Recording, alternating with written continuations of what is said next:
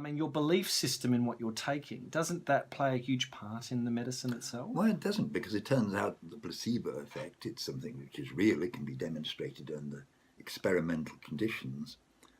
But in real life conditions, it turns out that it's very small. It's not big enough to be very useful. Because the only way you can measure the placebo effect is distinct from the regression to the mean or the get better anyway effect, is by comparing the placebo with no treatment at all. That's the only way you can distinguish between those two things. And when you do that, you find that the difference is usually quite small.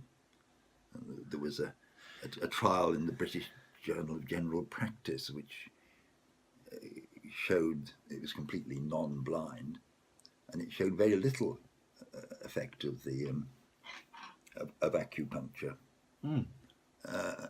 And despite it being non-blind, I mean, it was very obvious to the patient whether they were getting acupuncture or not.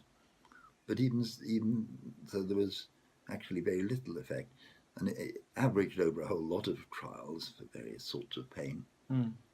If you compare sham acupuncture with no treatment at all, you can, or for that matter, real acupuncture with no treatment at all, you find that the effect is really quite small. So the effect of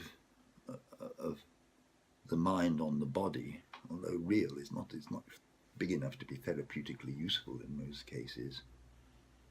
And of course, it only works for things like pain anyway. I mean, if you've got a cancer or something, it doesn't have the slightest effect on it. Right. Okay, if so you've got some serious or a bacterial infection, you know, the bacteria don't give a bugger about what you're thinking. Okay, so this is interesting. How, in that case, would you explain something like radical remission? Radical remission, how do you mean? Well, different oncologists I've spoken to about their experience with alternative patients that have gone alternative treatments. There's different cases. While they are infrequent, there's different cases that they've said, oh, well, there's been X patient who has done nothing that I've prescribed and they've just had a diet of XYZ, or they've just taken, done this particular treatment or whatever, and they've been okay. And you get a lot of anecdotal stories of people who who've become well again, or their cancer's disappeared.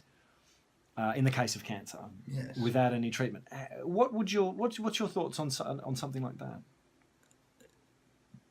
People do get better sometimes spontaneously, either because it's a sort of cancer which is the immune system or something has conquered, or because it wasn't cancer in the first place, and diagnoses are never certain. In order to say that was they got better because of the alternative treatment, it'd be a huge jump. Right. You'd have to compare them with a group who had no treatment. Of course. And that's almost impossible to do ethically, of course. You can't give someone with cancer no treatment unless they opt for it. Would it be possible that, okay, so the immune system is, let's just say the immune system's kicked in. I mean... that's just a guess. I don't know. Oh, okay. Nobody knows why some people recover spontaneously. Well, I'm interested from your point of view specifically, David, because of your background in pharmacology and evidence in clinical trials and that kind of thing. I'm just interested in how to explain something like that, you know, because it's something that does come up, and I find it interesting, and I wonder whether consciousness plays a part, whether people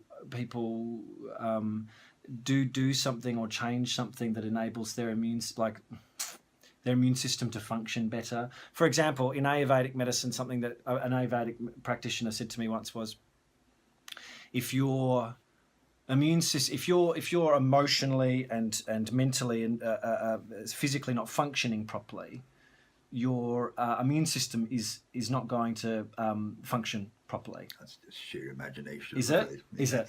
Okay. Yes. It's at least it's imagination to say that can cure you of anything. Right.